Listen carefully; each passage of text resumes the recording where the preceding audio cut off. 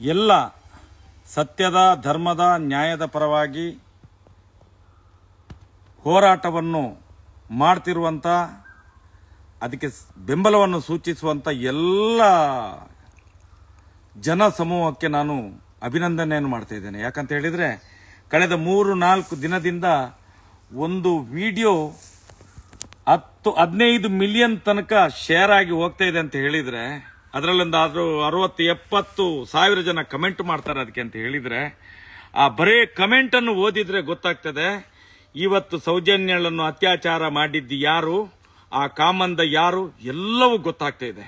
ಆದರೆ ಇವತ್ತು ನಾನು ಕಳೆದ 45 ವರ್ಷಗಳಿಂದ 42-45 ವರ್ಷಗಳಿಂದ ಇದೇ ಹಿಂದೂ ಸಮಾಜಕ್ಕೆ ಹೋರಾಟ ಮಾಡಿ ಮಾಡಿ ಮಾಡಿ ಮಾಡಿ ಸನಾತನ ಹಿಂದೂ ಧರ್ಮವನ್ನು ರಕ್ಷಣೆ ಮಾಡುವಂತ ಒಂದು ದೊಡ್ಡ ಒಂದು ಸಂಘಟನೆಯನ್ನೇ ಕಟ್ಟಿದ್ದೇನೆ ನಾನು, ರಾಷ್ಟ್ರೀಯ ಹಿಂದೂ ಜಾಗರಣ ವೇದಿಕೆ ಅಂತ ಹೇಳಿದೆ.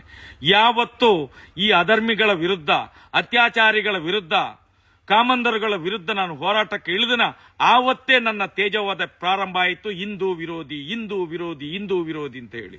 ಇವತ್ತೊಬ್ಬ ಸಾಮಾನ್ಯ ಮುಸ್ಲಿಂ ಯುವಕ ಇವತ್ತು ಒಬ್ಬ ಏನು ಅಧರ್ಮದ ವಿರುದ್ಧ, ಅನ್ಯಾಯದ ವಿರುದ್ಧ, ಅತ್ಯಾಚಾರ ವಿರುದ್ಧ ಒಂದು ಸಣ್ಣ 39 ನಿಮಿಷದ ವಿಡಿಯೋ ಬಿಟ್ಟದ್ದಕ್ಕೆ ಅವನನ್ನು ದೇಶದ್ರೋಹಿ, ಹಿಂದೂ ವಿರೋಧಿ, ಅವನು ಮತ ಅಂದ, ಹಾಗೆ ಹೀಗೆ ಬಿಂಬಿಸ್ಲಿಕ್ಕೆ ಶುರು ಮಾಡಿದ್ರು.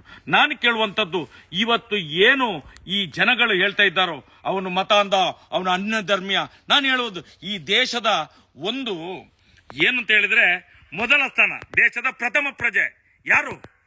ರಾಷ್ಟ್ರಪತಿಯವರು. ಅಬ್ದುಲ್ ಕಲಾಂನನ್ನು ಮಾಡ್ಲಿಲ್ವಾ? ಈ ದೇಶ ಒಪ್ಪಿಕೊಳ್ಳಿಲ್ವಾ?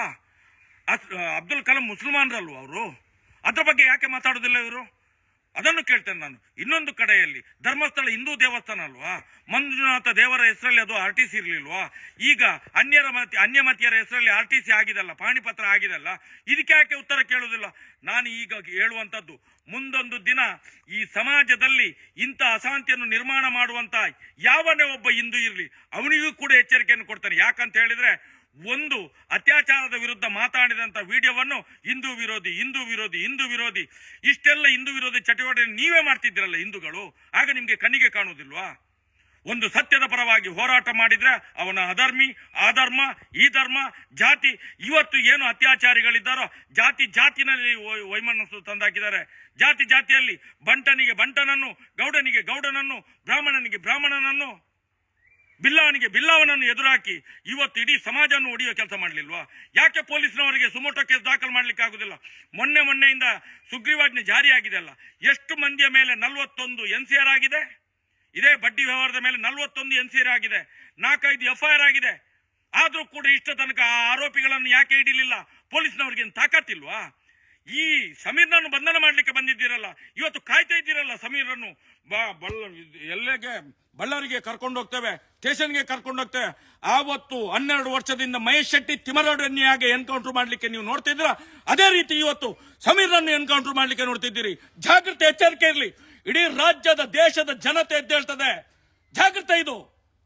ನಾವೇನು ಶಾಂತಿಯ ಮಂತ್ರವನ್ನು ಇಷ್ಟ ತನಕ ಆಡ್ತಿದ್ದೆ, ಮುಂದಿನ ದಿನಗಳಲ್ಲಿ ಕ್ರಾಂತಿ ಆದರೆ ಇದಕ್ಕೆ ಜವಾಬ್ದಾರರು ಈ ರಾಜ್ಯದ ಸರ್ಕಾರ, ಈ ದೇಶದ ಕಾನೂನು, ಪೊಲೀಸ್ ಇಲಾಖೆ ಕಾರಣ ಆಗ್ತದೆ. ಎಚ್ಚರಿಕೆ ಇರಲಿ. ನಾವೇನು ಷಂಡರಲ್ಲ, ಬಲೆ ತೊಟ್ಟು ಕೂತಿಲ್ಲ ನಾವು. ಎಚ್ಚರಿಕೆ ಇರಲಿ ಅಂತ ಈ ಮಾತನ್ನು ಹೇಳ್ತಾ ಇದ್ದೇನೆ. ಜವಾಬ್ದಾರಿ ನಿಮ್ಗೆ ಇರಲಿ.